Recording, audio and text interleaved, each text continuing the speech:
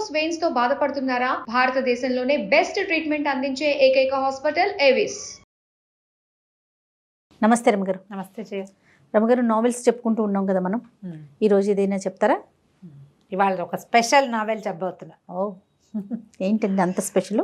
మామూలుగానే అభిమాన రచయితలు, అభిమాన నటులు, అభిమాన గాయకులు, వాళ్ళని చూడడానికి జనాలు చాలా ఎక్సైట్మెంట్ ఫీల్ అయిపోతారు. యాక్టర్స్ ఎవరైనా ఉంటే వాళ్ళ దగ్గరికి వెళ్ళి ఏం మాట్లాడాలో తెలియదు, ఏం మొత్తానికి వెళ్ళిపోతారు దగ్గరికి. నా దగ్గర కూడా అలా వస్తుంటారు కదా. వీళ్ళకి అందులో ఏమిటి ఎక్సైట్మెంట్ నాకు ఎప్పుడూ అర్థమయ్యేది కాదు. ఏముంది, సినిమాలు చూస్తూనే ఉంటాం కదా, బయట విడిగా చూడటం వల్ల వాళ్ళతో మాట్లాడటం వల్ల వచ్చే ప్రయోజనం ఏమిటో నాకు ఏనాడు తెలిసేది కాదు. నాకు ఎప్పుడూ ఆశ్చర్యంగానే ఉండేది. ఎవరైనా నా దగ్గర కూడా అంత ఉత్సాహంగా వస్తే ఏమిటబ్బా పాపం వెళ్ళు అని అనిపిస్తుంది నాకు బాగా. అంటే కరెక్ట్ ఆ ఫీల్ ఏమిటో అనేది నాకు తెలీదు. దాన్ని నేను మొట్టమొదటిసారి అనుభవించాను జయ, ఫస్ట్ జీవితంలో. మామూలుగా నాకు బాలుగారు చాలా ఇష్టం, నీకు తెలుసు కదా. కానీ వారిని చూడాలని, ఎక్కడైనా ఇక్కడ ఉన్నారంటే పరిగెత్తుకుంటూ అలాంటి భావాలు కలగల. ఈ మనం నావెల్స్ చెప్తున్న క్రమంలో మనం ఎద్దనపూడి సులోచనారాయణ గారివి చెప్పుకున్నాం, మాలతీ చంద్ర గారివి చెప్పుకున్నాం. నాకు ఎప్పటి నుంచో మల్లాది వెంకటకృష్ణమూర్తి గారివి చెప్పాలని కోరిక. అయితే వారిని ఎట్లా అప్రోచ్ అవ్వాలో తెలియలా. చాలా మంచి దారి, బలభద్రపాత్రుని రమణి గారు రైటర్, తెలుసు కదా. వారి ద్వారా మల్లాది గారి నెంబర్ దొరికింది నాకు. అంటే ఆవిడ ఇచ్చారు, నేను పర్మిషన్ తీసుకోవటం కోసం ఆవిడ అడ్వైస్ తోటి మీరు మాట్లాడండి, అడగండి అంటే నేను ఫోన్ చేస్తానని చెప్పుంటారు. జీవితంలో మొదటిసారి జయ ఆయన నమస్కారం అమ్మా అనగానే గూస్ బంప్స్ వచ్చినాయి నాకు. ఓ సూపర్. నాకు ఎంత ఇష్టం అంటే ఆయన చాలా ఇష్టం. మొత్తం వారి నావెల్స్, వారి కథలు, చందమామ కథలు మంచివి, అంటే అపరాధ పరిశోధన టైప్ కూడా, క్రైమ్ స్టోరీస్ కూడా. ఏ ఒకటి అబ్బా ఇది నాకు నచ్చలేదు, ఇది నాకు ఎక్కలేదు అనుకోలే ఇప్పటిదాకా నేను. సూపర్. కొంతమంది రచయితలు కొన్ని ఎక్కవు. అవునవును, ఎంత ఇష్టమైనా కూడా కొన్ని ఎందుకో వెళ్ళవు లోపలికి. ఎందుకనో మల్లాది గారివి నాకు అన్ని ఇష్టం. నాకు ఆయన అంటే ఇష్టం, అంటే ఇష్టమే, అన్నీ ఎప్పుడు చదువుతూనే ఉంటా. కానీ గూస్ బంప్స్ రావడం అనేది ఒక ప్రత్యేకమైనది అనమాట. చాలా ఆశ్చర్యం వేసింది. అప్పుడు నాకు తెలిసింది, ఎవరి మీదైనా మనకి అభిమానం ఉంటే, మనకి ప్రీతి ఉంటే, నిజంగా మన మనసు ఎట్లా ఎక్సైట్ అవుతుంది అనేది నాకు అర్థమైంది అనమాట.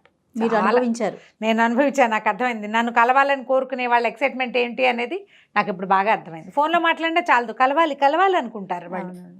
సో వారితో మాట్లాడి ఆయన దగ్గర నుంచి 2 నావెల్స్ చెప్పడానికి పర్మిషన్ తీసుకున్నాను నేను. చెప్పండి అమ్మా చూద్దామన్నారు. నేను అడిగిన 2 నావెల్సే చెప్పారు. నేను మాట వరుసకి 2 నావెల్స్ పేర్లు చెప్పా, ఆయన ఒప్పుకున్నారు.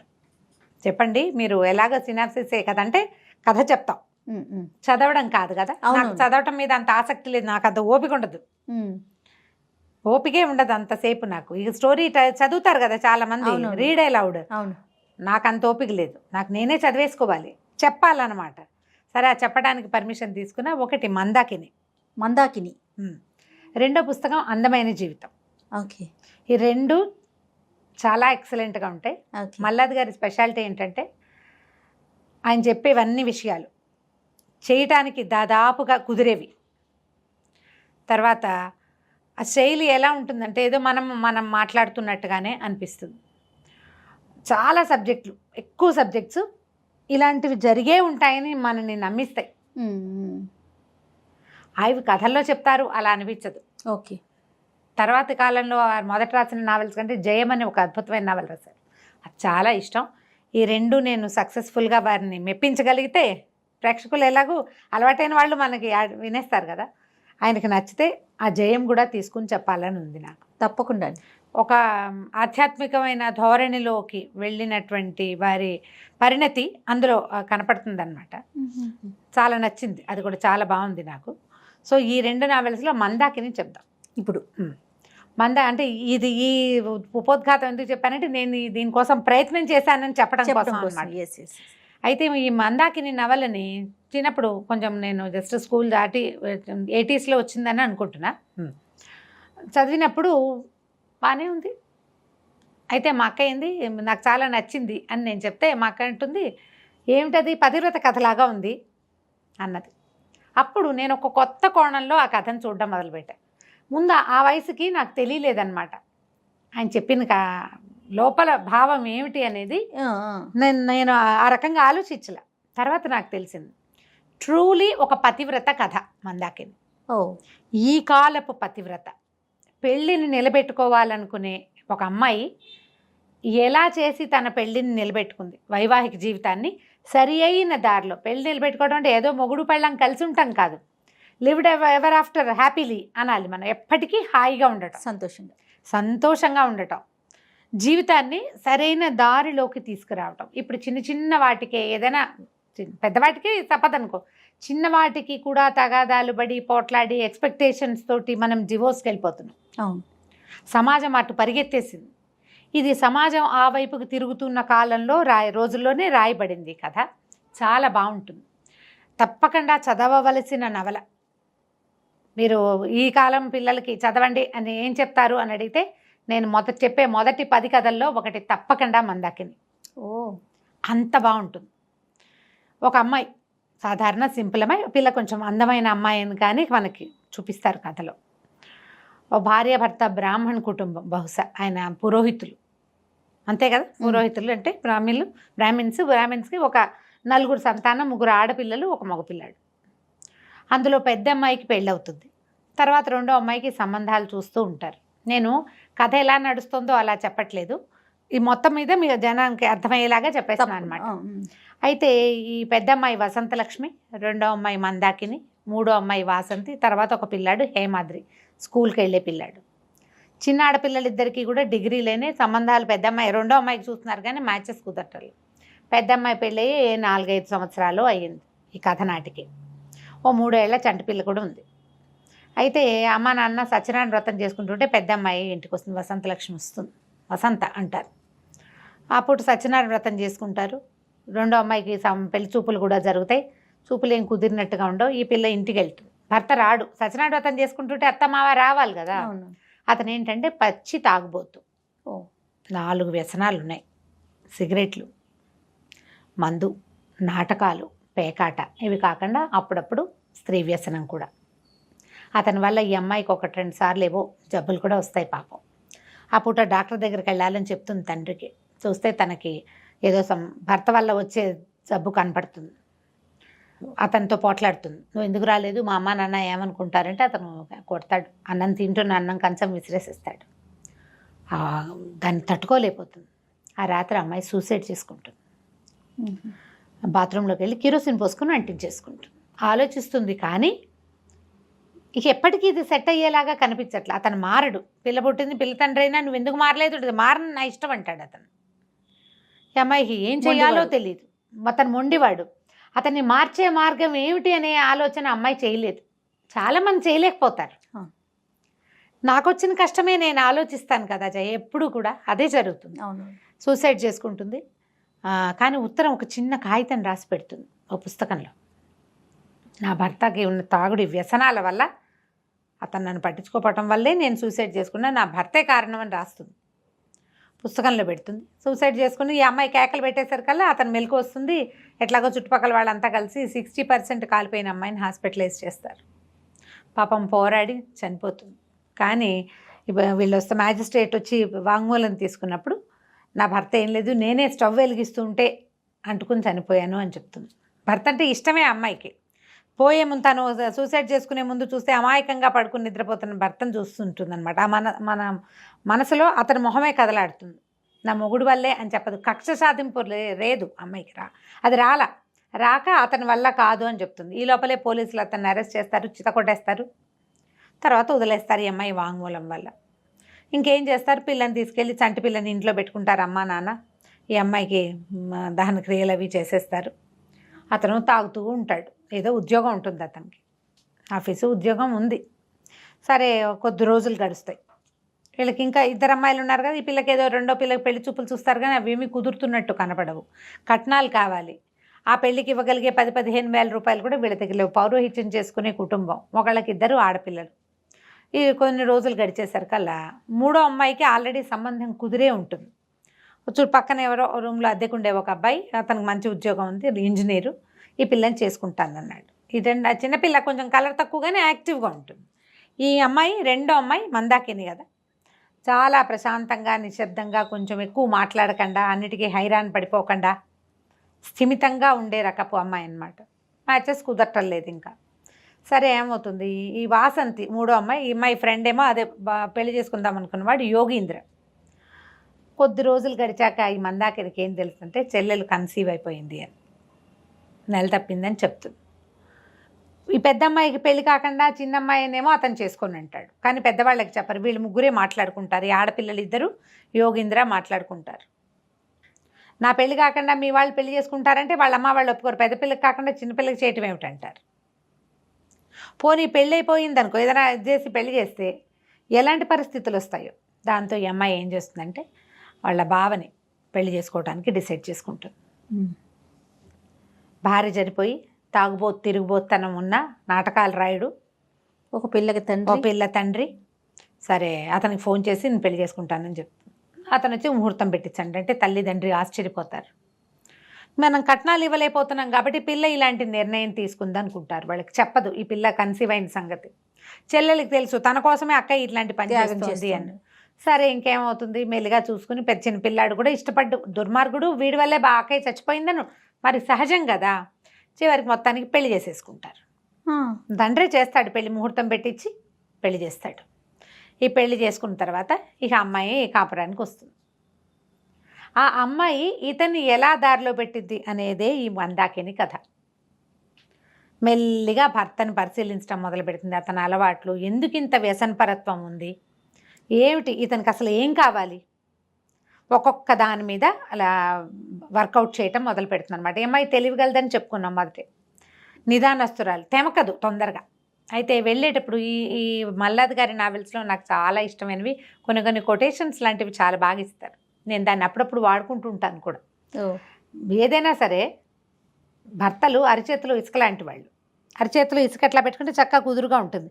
దాన్ని గట్టిగా బిగించాలని అనుకుంటే ఏమవుతుంది, వేడిలో నుంచి జారిపోతుంది. ట్రై చేసి చూడండి ఎవరైనా, 100% నిజం. వీళ్ళని పదిలంగా ఉంచుకోవాలంటే గుప్పిడి ముయ్యకూడదు, పిడికిలు బిగించి హ్యాండిల్ చేద్దాం అనుకోకూడదు. అలాంటి కొన్ని వాక్యాలు కనిపిస్తాయి అన్నమాట. గిచ్చకూడదు, మానసికమైన పించింగ్ చేయకూడదు. ఎవరినైనా ఇప్పుడు పించ్ చేస్తే మనం వాళ్ళు నోరు వేసుకుని పడతారు, తిరుగుబాటు వస్తుంది కదా. పించ్ని అనుభవించి దాన్ని లోపలే ఉంచుకుని నిదానంగా ప్రతిక్రియ చేయాలి. గిల్లబడంగానే అబ్బా అని మనం వెనక్కి జరుగుతాం. గిల్లేరనుకో మనం ఏమవుతాం, ఒకసారి వెనక్కి జరుగుతాం, కదులుతాం పక్కకి. ఆ కదలటం సాధారణంగా వ్యక్తులకి తిట్లు పోట్లాట రూపంలో బయటకు వస్తుంది. తర్వాత అది తగాదా రూపంలో పెరుగుతుంది. ఆ తర్వాత భార్యాభర్తలకి పడనితనమే వస్తుంది. ఇలాంటి కొన్ని వాక్యాలని మనసులో పెట్టుకుంటుంది. వాళ్ళ అమ్మ నాన్న చెప్పింది. ఇతన్ని మెల్లిగా హ్యాండిల్ చేయటం మొదలు పెడుతుంది. వాళ్ళ ఇంట్లో ప్రతి ఆదివారం పేకాట ప్రహసనం జరుగుతుంది. అతను ప్రతిరోజు సాయంత్రము తాగొస్తాడు. తర్వాత నాటకాల మీద పిచ్చి బాగా, సిగరెట్లు అలా కంటిన్యూస్గా కాలుస్తాడు. ఎప్పుడైనా ఏదైనా ఊరు వెళ్ళినప్పుడు ఎవరితోటైనా ఆడవాళ్ళతో స్పెండ్ చేసే లక్షణం ఉంది. అది రెగ్యులర్గా కాదు కానీ ఉన్నది. సరే మాట్లాడుకుంటారు. మాట్లాడుకున్నాక అమ్మాయి ఏమంటుంది, నువ్వు ఇలా వీళ్ళతో స్పెండ్ చేయొద్దని అడుగుతుంది. సరే ఒప్పుకుంటాడు. ఎక్కడికో వెళ్ళొస్తాడు, అక్కడ ఎవరితోటో స్పెండ్ చేస్తాడు. ఆ స్పెండ్ చేసిన జబ్బుని ఈ అమ్మాయికి అంటిస్తాడు. ఎప్పుడైతే తనకి జబ్బు అంటుకుందని అర్థమవుతుందో ఆ అమ్మాయి దానికి ప్రతిక్రియ చేస్తుంది. ఇంతలో ఏం చేస్తుందంటే ఏదో చిన్న కొద్ది రోజులు గడవంగానే ఒకరోజు అతను బాగా తాగేసి ఇంటికి వచ్చి మర్నాడు కూర్చున్నాక ఆ కాగితం తీసుకొచ్చేస్తుంది. వాళ్ళ అక్క ఒక ఉత్తరం రాస్తుంది కదా, మరణ వాంగ్మూలం లాంటిది, ఏమనాలి, డెత్ నోట్ అనాలి కదా. ఆ కాగితం చూపిస్తుంది. అతనికి హడిలిపోతాడు. నువ్వు ఇది ఎందుకు పోలీసులకి ఇవ్వలేదు అంటాడు. ఏమో నాకు శిక్ష పడేది వస్తుందని మీరు చూసుకునేవాళ్ళు కదా, నువ్వు ఎందుకు ఇవ్వలేదు అని అడిగితే వస్తు గురించే, తన తండ్రి ఎలాగూ లేదు, తండ్రి కూడా లేకుండా పోతాడని దాచిపెట్టానంటూ చాలా సంతోషిస్తాడు. అమ్మాయి ఆ ఉత్తరం కాగితం కనుక ఇస్తే ఏముంది, శాశ్వతంగా ఎంత కష్టమైందో తెలుసా, కొట్టారు నన్ను, వాళ్ళకి అవకాశం ఉంటే నన్ను చంపేసేవాళ్ళు అక్కడ అంటాడు. చంపకుండా పోలీస్ స్టేషన్ నుంచి బయటపడ్డాడు. కూతురని చింపేస్తాడు. ఇంత సహాయం చేసినందుకు నువ్వు ఏమడిగితే అది చేస్తానంటాడు. సరే అమ్మాయి ఏమంటుంది, రోజు నాతోటి చదరంగం ఆడండి, ప్రతిరోజు సాయంత్రం ఆడాలి, 1 సంవత్సరం పాటు నాతోటే ఆడాలి. అతను నవ్వచ్చు, చీర నగో అడగాలి కదా నువ్వు గిఫ్ట్గా అంటే, నాకు అవన్నీ వద్దు, నాకు ఇదే కావాలంటూ. మర్నాడు అతను ఆఫీస్ నుంచి రాగానే ఒక చిన్న కిరసనాయిల డబ్బా ఒకటి వేసి మధ్యలో దాని మీద చదరంగం మన దగ్గర బోర్ లేదంటాడు, నా దగ్గర ఉంది, నాకు వచ్చి అంటుంది. కూర్చోబెట్టి ఆర్ట్ నేర్పించడం మొదలుపెట్టింది. అతని తత్వం ఏదైనా ఒక కొత్త విషయం, కొంచెం సాల్వ్ చేయలేని విషయం, కొంచెం డిఫరెంట్గా ఉండేవి అవి వినడం ఆసక్తి అతనికి. ఆ పట్టుకుంటుంది అనమాట ఆ పాయింట్. చదరంగా నేర్పిస్తుంది. మామూలుగా అరగంటలో అసలు 5 నిమిషాలు కూడా ఇంట్లో ఉండని వాడు 1 గంట కూర్చుంటాడు. నేర్చుకోవాలి. చదరంగంలో ఎన్ని ఉంటాయి? ఇన్ని గళ్ళు, ఈ 64 గళ్ళు. దీనికి ప్రాతిపదికగా ముందు మనకి వడ్ల గింజల పుస్తకం చదివినట్టు చూపిస్తారు. వడ్ల గింజల కథ చాలా కాలం క్రితం మనం చెప్పుకున్నాం, నీకు గుర్తుందో లేదో. ఒక తంగిరాల శంకరప్ప అనే ఒక యువకుడు రాజావారిని ఓడిస్తాడు ఇంకో చోటకు వచ్చి. ఆ వడ్ల గళ్ళు అంటే ఈ చదరంగం గళ్ళలో మొదటి గళ్ళలో ఒక వడ్ల గింజ, రెండో దాంట్లో 2 గింజలు, దానికి డబల్ పెట్టమంటే మొత్తం వాళ్ళ పరగణాల్లో పండే పంటలు ఏవి కూడా దానికి సాటిరావు. అవును, అతను ఓడిస్తాడు. ఆ కథని అమ్మాయికి చాలా ఇష్టం. ఎక్కువసార్లు చదివి బ్రెయిన్ అట్లా పదును పెట్టుకుంటుంది. అందులో ఉన్న సంభాషణలు కూడా చాలా బాగుంటాయి. అక్కడి నుంచి మెల్లిగా అతనికి ఆట అలవాటు అవుతుంది. ఈ ఆడేటప్పుడు స్నానం చేసి రండి అని స్నానం బలవంతం చేస్తుంది. ఓ వారం పోయాక స్నానం అలవాటు అయిపోతుంది. స్నానం అలవాటైతే మానలేరు అస్సలు, క్లీన్గా ఉండటం. మెల్లిగా ఇతనికి చదరంగం అలవాటు అవుతుంది. పేకాట కంటే చదరంగం చాలా తెలివైన ఆట. పేకాట ఏముంది, లక్ కదా. పేకాటలో తెలివి % 2%, మిగిలిన 98% లక్కే. చదరంగం పూర్తిగా తెలివే, లక్ ఫ్యాక్టర్ లేదు అందులో అసలు. ఇది ఛాలెంజింగ్గా ఉన్న ఈ ఆట అతనికి అలవాటు అవుతుంది.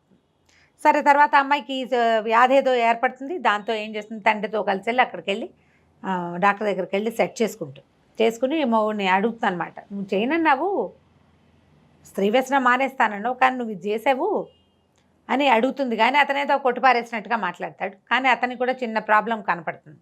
డాక్టర్ దగ్గరికి వెళ్ళేసరికి ఆ డాక్టర్ ఇది చాలా పెద్ద జబ్బని నమ్మిస్తాడు. పదే యూరిన్ కల్చర్కి ఇవ్వాల్సి విసిగిపోతాడు, భయపడిపోతాడు. ఇది చాలా పెద్ద జబ్బు, కుష్టు వ్యాధి వస్తుందన్న ఇది కలిగిస్తాడు డాక్టర్. ఈ అమ్మాయి ఏర్పాటు చేసుకుంటుంది. దాంతో మెల్లిగా స్త్రీ వ్యసనం పోతుంది అతనిలోంచి. ఈ తాగుడు, పేకాట ఎలాగూ ఈ చదరంగం వల్ల పేకాట తగ్గిపోయింది. ఫ్రెండ్స్, అతనికి ఏం కావాలంటే గుర్తింపు కావాలి. నన్ను అందరూ దుర్మార్గుడు అనుకుంటారు. నా డబ్బులతో నేను తాగి, నా డబ్బులతో నేను పేకాడుకుంటే ఎవరికైనా నేను చేసేది ఏముంది, వసంత కూడా ఇలాగే అనేది అంటాడు. అయితే అతనికి గుర్తింపు పొందాలి, కొంచెం ఫ్రెండ్స్ గ్రూప్ కావాలి, ఆ కోరికలు ఉన్నాయి. ఆ ఒక్కొక్క కోరికని సాటిస్ఫై చేస్తూ ఐడియాస్, కొత్త ఆలోచనలతోటి అతన్ని ఒక్కొక్క అలవాటుని అట్లా స్ప్రెడ్ చేసుకుంటూ వస్తుంది. ఒక నాటకాలు వేస్తారు, ఒక నాటకం జరుగుతుంది, వెళ్తారు వీళ్ళు. అంత గొప్పగా ఏమీ లేదనిపిస్తుంది. ఏమంటుంది, మీరే రాయొచ్చు కదా అంటూ నాటకం రాయడం మొదలు పెడతాడు. అలవాటుగా చేసేవాళ్ళు, చదివే అలవాటు ఉన్న వాళ్ళు రాయగలుగుతారు కదా. ఒక స్కిట్ లాంటిది రాస్తారు. ఇప్పుడు రాసేవాళ్ళంతా, వీళ్ళు స్కిట్స్ తయారు చేసే వాళ్ళంతా అంతే కదా.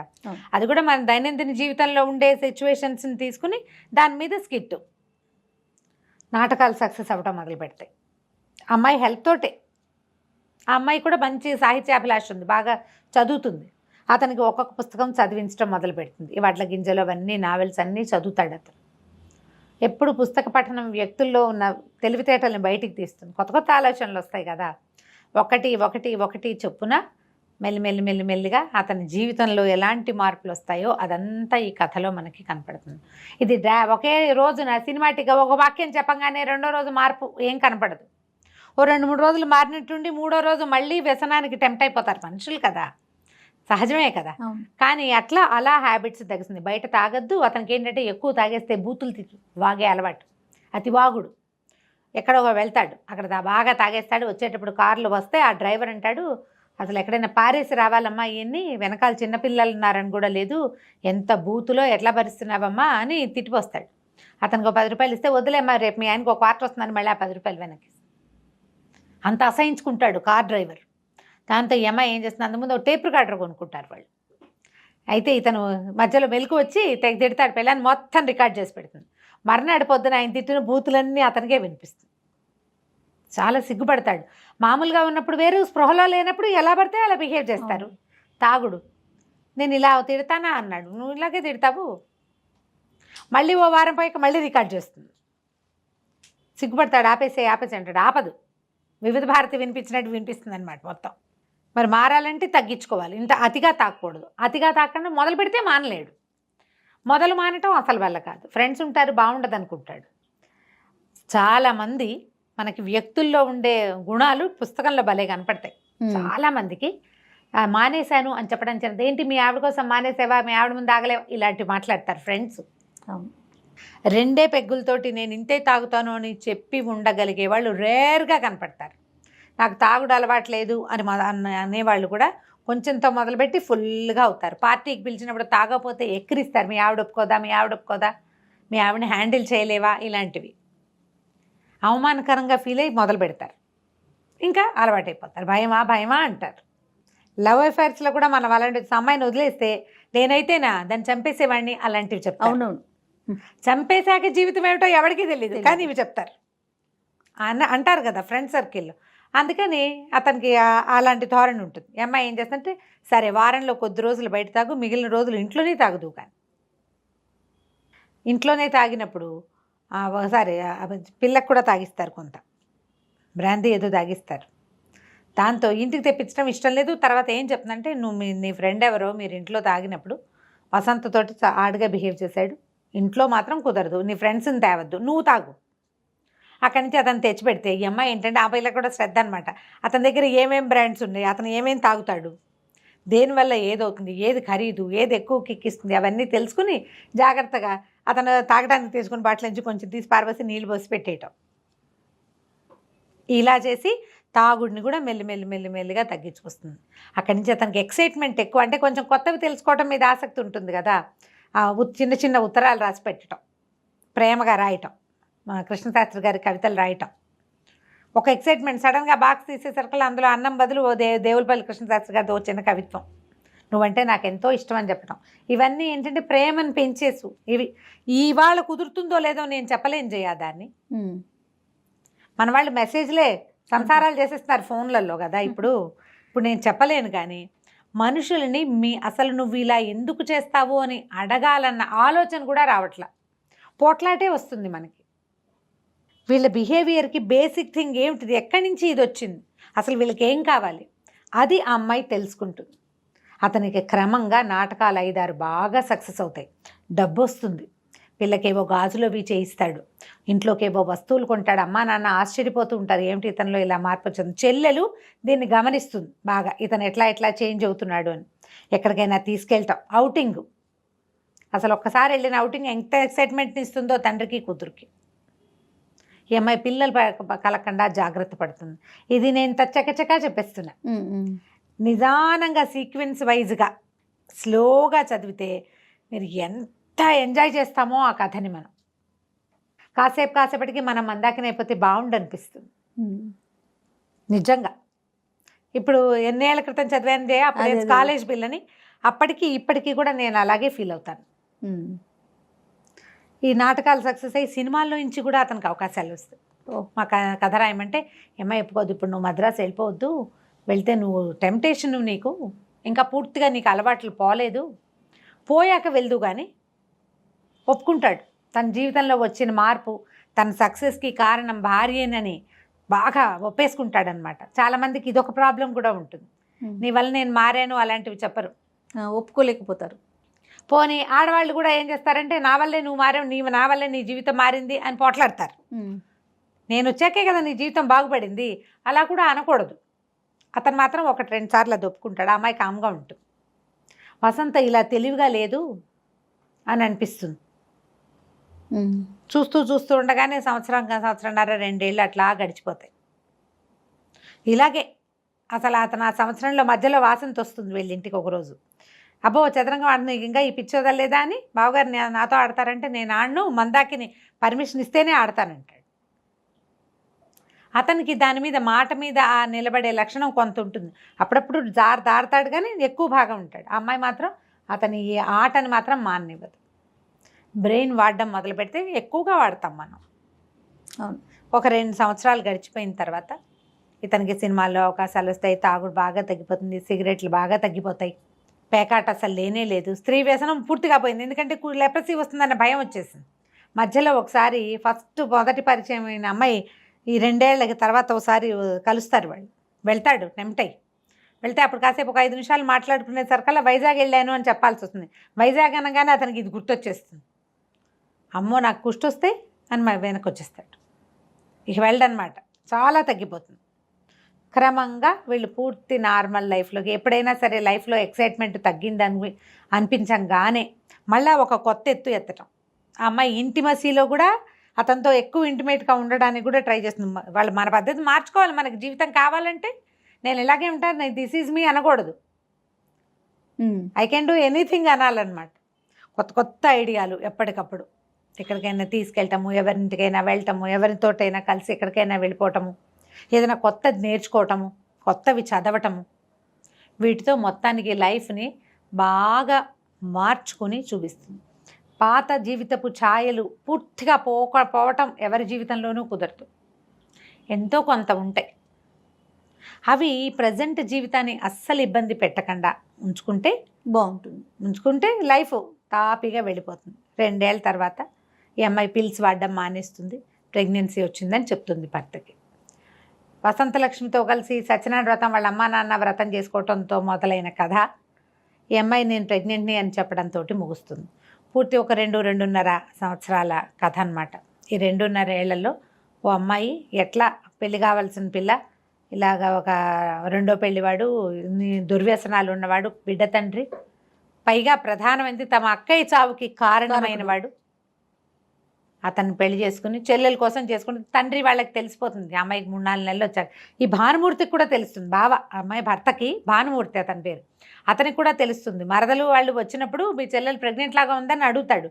ఎన్నో నెలలు అంటే 4వ నెలలో 5వ నెలలో చెప్తుంది. పెళ్ళై 2 నెలలకి 4వ నెల ప్రెగ్నెన్సీ ఏమిటి? అప్పుడు అతనికి స్ట్రైక్ అవుతుంది. దీనికోసమే ఈ అమ్మాయి నన్ను పెళ్లి చేసుకుంది. గొప్ప లక్షణం కదా అది. మరి అట్లా మెల్లిగా చేంజ్ వస్తుంది. చెల్లెలకు ఒక కూతురు పుడుతుంది. ఆ తర్వాత 2 ఏళ్లకి ఈ అమ్మాయి కూడా ప్రెగ్నెంట్ అవుతుంది. కథ చాలా బాగుంటుంది. ఖచ్చితంగా కొనుక్కొని చదవవలసిన నవల. పుస్తకం ఇంట్లో పెట్టుకుంటే కనుక మనకి ఎప్పుడైనా మనసు బాగున్నప్పుడు అండర్లైన్ చేసి పెట్టుకొని కొన్ని వాక్యాలు మళ్ళీ వాటిని చదివితే మనకు కొత్త ఐడియాలు వస్తాయి. ఇందులో బోల్డని చిట్కాలు ఈ పుస్తకంలో. దాక్షాయణి అని ఒక క్యారెక్టర్ వస్తుంది, భానుమూర్తి వాళ్ళ అమ్మ. ఆవిడ వచ్చి ఈ పాలు పొంగిపోకుండా ఉండాలంటే ఏం చేయాలి, గుండు సూదులు కింద పడితే ఏం చేయాలి, అలా చిన్న చిట్కాలు చెప్పిస్తారు. చిట్కాలు తర్వాత ఏమో జీవిత సత్యాలు, గేమ్స్, చిన్న పొన్న గేమ్స్, అలాంటివన్నీ కనిపిస్తాయి. చిన్న ఆలోచనలు. ఈ పుస్తకాన్ని సొంత పుస్తకంగా ఉంచుకోవాలి. కథ వినడానికి ఎంత బాగుంది, చాలా బాగుందండి. బ్రీఫ్గా చెప్పాలంటే ఇదొక పతివ్రత కథ, తన భర్తని మార్చుకున్న అమ్మాయి. మనం గృహప్రవేశం జయసుధ యాక్ట్ చేసిన సినిమా చూస్తుంటారు చాలామంది. అందులో కూడా అమ్మాయి భర్తని మార్చుకుంటుంది. మార్చడానికి అమ్మాయి చేసిన యాక్ట్స్ ఏమిటో మనకు పెద్దగా కనపడవు. నావెల్స్లో అలాంటివి బాగా రాయగలుగుతారు. సినిమాల్లో వాళ్ళు చేసినవి సినిమాటిక్గా ఉంటాయి. ఇది సినిమాటిక్గా ఉండదు. అమ్మాయి తాలూకు కఠోరమైన శ్రమ, దీక్ష, ఫోకస్ పోకుండా ఉంచుకోవటం, సంయమనం కోల్పోకుండా ఉండడం, ఏదైనా పరిస్థితి వచ్చినా ప్రతిసారి నేను మందాకిని నేను చేయగలనని సెల్ఫ్ బూస్టింగ్ చేసుకోవటం. అన్ని కోణాలు ఉన్నాయి. అన్ని కోణాలు ఉంటాయి. అమ్మాయి మరి ఇందులో ముందుకెళ్ళాలి. జీవితం పాడు చేసుకోకూడదు. పుట్టింటికి వెళ్ళిపోలేదు, ఆ పిల్లకి అన్యాయం చేయలేదు, సంసారం బాగుండాలి, ఎన్నుకున్న జీవితం సరిగ్గా ఉంచుకోవాలి. దానికోసం ఒక అమ్మాయి ఎంత ట్రై చేయొచ్చో ఇందులో కనిపిస్తుంది. ఆధునిక పతివ్రత కథ మందాకిని. బాగుంది కదా, చాలా బాగుంది. కొని చదవండి తప్పకుండా అండి. నమస్తే. నమస్తే.